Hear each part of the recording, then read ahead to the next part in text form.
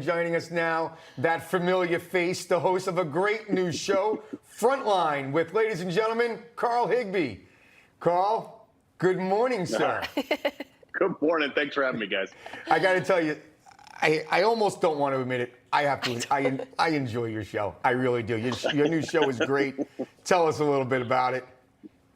So Frontline, it debuted on Tuesday. We had fantastic response from you guys out there. I appreciate everybody tuning in. We're just addressing things in a normal fashion that normal people, it's the same as the morning shows. We want everybody to feel like they have a voice. Like, you're coming to me at 5 p.m. Monday through Friday for a conversation, not me lecturing you or talking points. You don't have some special journalist with some fancy degree lecturing you on policy wonk stuff. It's just you and I having a conversation about the issues that matter. Carl, I know that you've said before that you're not a quote unquote traditional journalist. I know that you're not maybe traditional. I would beg to differ. I think you have a lot of world experience, a lot of things that make you a really great journalist. But what do you mean by that, and how does it influence your show? Like I've said before, look, I have no college degree. I didn't go to school for this. I kind of just tripped and fell into it after leaving the military. And it stuck. Like, look, folks, you're not going to, like you said, you're not going to get fancy stuff out of me as far as, Emmy award-winning performances, but you're going to get no holds barred, no punches pulled. You're going to see exactly what you get. You guys know me better than anyone, probably. What I am on camera is exactly who I am off camera. That is very true. Yes, and for the audience, his knuckles do actually drag on the ground. I wanted people to know that. He has been working on that. Sometimes, that's true. But you've often coined the phrase newsing and journalisming, and I think in a way it's a little self-deprecating. You like to poke a little fun, but the truth is, you see things through the eyes of the average American, and you speak very plainly. That, to me, is why people want to join and tune in at 5 p.m. Yeah, no, I appreciate that. It's, look, I grew up in Greenwich, Connecticut. Yes, my name is Carlton Malo Higbie IV. However, when my friend, which you so nicely pointed out on yesterday's show, Mike, I appreciate that. I'm a giver. But my friend, yeah, exactly. You're here for me, baby.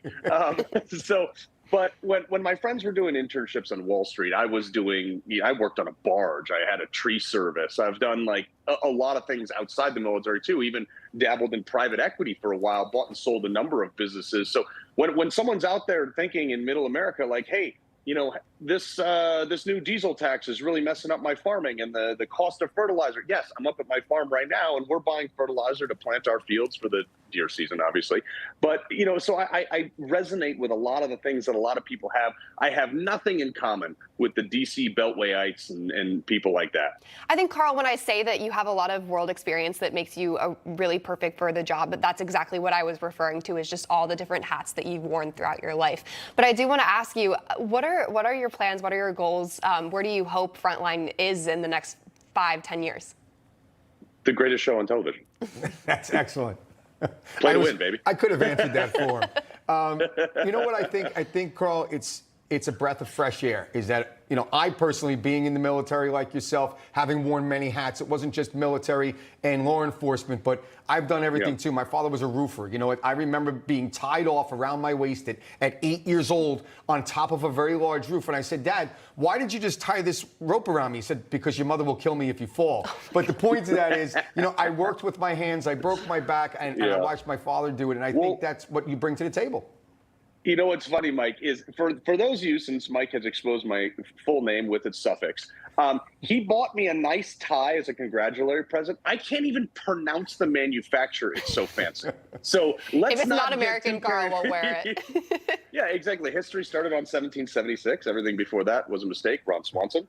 But look, you guys at NEWSMAX have been so supportive, and I genuinely appreciate all the love I'm getting from all you viewers on Saturday and Sunday. And I haven't left the network. I'm just at 5 p.m. now, so make sure you slide over there and see me. But I've so enjoyed my time on the weekends. Love the morning show. Both of you guys I've co-hosted with. It's fantastic. Oh, well, Carl, we definitely miss you being on the weekends, but I know that this is a really exciting change, and you're going to do great things at 5 p.m. We definitely need someone like you to share. I just have one last quick question. If you want. Go ahead. Okay.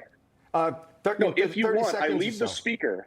Yeah, no, I leave the speaker in my office down on 19. So if you want it, go get it. There's Cher and ABBA pre-programmed into it, so you guys can get your groove on before the show. Okay, so I just want everyone back up very quickly. He did say share. That's his thing. He listens to share. Yeah. I thought that was a little strange Power when I music. first co-hosted with him. But what about this week? Do you have anything special coming up that you want everyone to know about so that we make sure they tune in at 5 o'clock? By the way, you're on every day, am I right? You're on Monday through Friday, 5 p.m.? Yeah, until they take me off, which who knows when that'll be.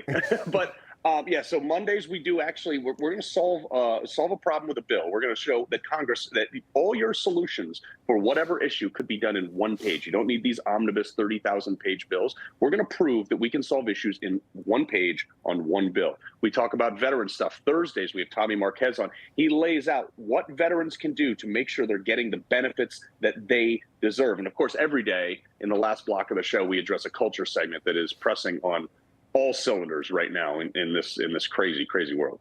I love that. Those are great ideas. I think sometimes people just like to flaunt their big words, long bills, just to make it more confusing for the American public, and they just want to say, hey, tell me what the bill is about in one page. Well, one layman's good terms. thing is we're not going to get a lot of big words from Carlton Milo Higbie IV. Carl, thanks for coming on. We appreciate you. Thanks, guys. Bye, Carl. And for everyone else, if you want more Carl Higbie in your life, then make sure to tune into Frontline. It's all week, every weekday from 5 p.m., and that's Eastern Time.